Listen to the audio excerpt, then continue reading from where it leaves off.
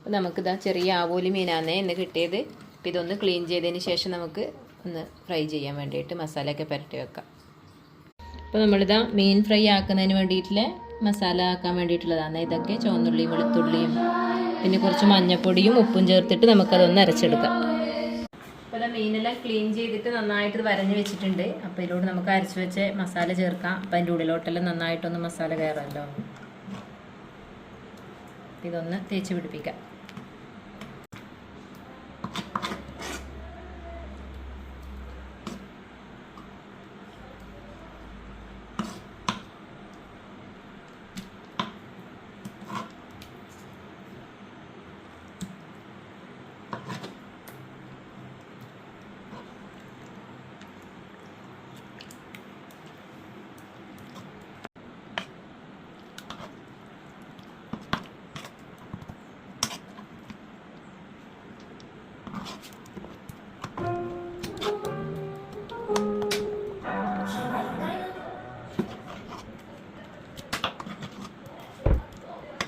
അപ്പോൾ നമുക്കിതിന് കുറച്ച് സമയം മസാല ഒന്ന് പിടിക്കാൻ വേണ്ടിയിട്ട് വെക്കാം.